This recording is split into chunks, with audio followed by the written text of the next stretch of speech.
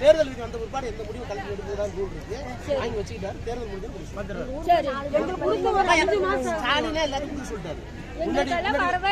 அம்மா கொடுக்க சொல்லிட்டாருமா, சொல்றதை கேளு. எலெக்ஷன்ல கொடுக்க சொல்லிட்டாரு முதலமைச்சர். எலெக்ஷன் முடிஞ்ச எல்லாம் என்னாச்சுங்க?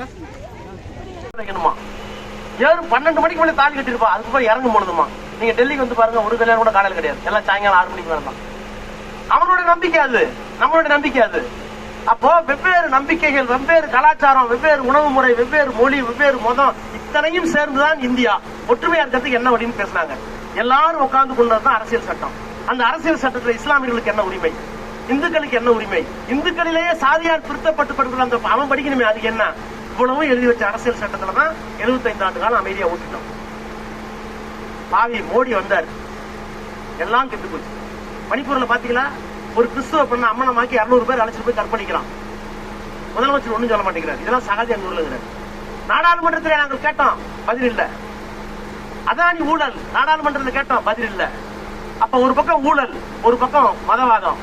இதை தடுத்து நிறுத்துகின்ற ஆற்றல் மிக்க தலைவராக இன்றைக்கு இந்தியாவில் வேற யாரும் இல்ல. 2 முதலமைச்சர் உள்ள இருக்காங்கம்மா.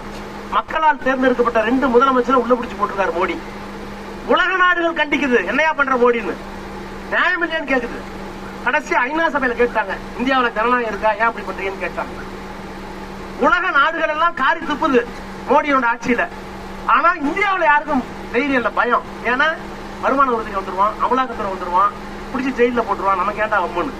ஆனால் மோடியுடைய மதவாதத்திற்கும் ஊழலுக்கும் சர்வாதிகாரத்திற்கும் பயப்படாத ஒரே அரசியல் கட்சியுடைய தலைவர், ஒரே முதலமைச்சர் முத்துவேல் கருணாநிதி ஸ்டாலின் என்கின்ற இந்த மாமனிதரை விட்டால் இந்த தேசத்தை காப்பாற்ற, அரசியல் சட்டத்தை காப்பாற்ற, நாட்டை காப்பாற்ற யாரும் இல்ல. இதுதான் இன்னைக்கு உண்மை. அதனாலதான் சொல்றேன், இந்த தேர்தல் எனக்கான தேர்தல் அல்ல, நீலகிரிக்கான தேர்தல் அல்ல, தமிழ்நாட்டுக்கான தேர்தல் அல்ல. இந்தியாவை காப்பாற்ற வேண்டும் என்றால் முதலமைச்சரால் உங்களிடத்தில் ஒப்படைக்கப்பட்டிருக்கிற ராஜாவாகிய எனக்கு உதயசூரியன் சின்னத்திலே வாக்களித்து நாடாளுமன்றத்திற்கு அனுப்பி வைங்கள் என்று உங்கள் பொற்பாதங்களை தொட்டு வணங்கி கேட்டு விடைபெறுகிறேன். நன்றி, நன்றி, நன்றி, வணக்கம். உதயசூரியன் சின்னத்திற்கு வாக்குகளை தாருங்கள். வணக்கத்திற்குரிய வாக்காளர் பெருமக்களை கேட்டு விடைபெறுகிறோம்.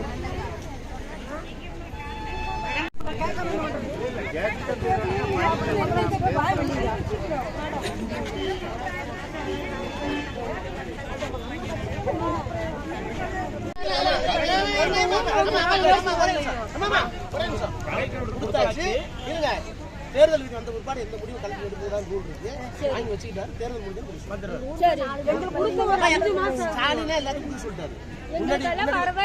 அம்மா கொடுக்க சொல்லிட்டாருமா, சொல்றதை கேளு. எலெக்ஷன்ல கொடுக்க சொல்லிட்டாரு முதலமைச்சர். எலெக்ஷன் முடிஞ்ச எல்லாம்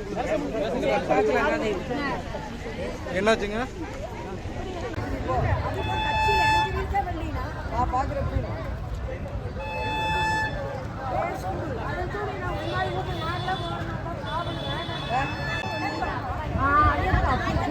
அப்படியும் இல்ல.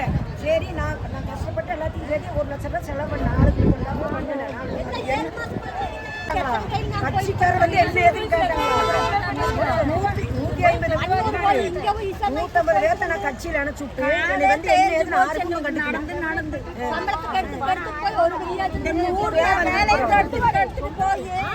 இசை மையத்துல 5 தடவை அப்ளை பண்ணிக்கிறோம். 100 நாள் வேலைக்கு போய் தான் நான் இத்தனை காசு செலவு பண்ணி கொடுக்கலாம். நாங்களும் இல்லாத போட்டு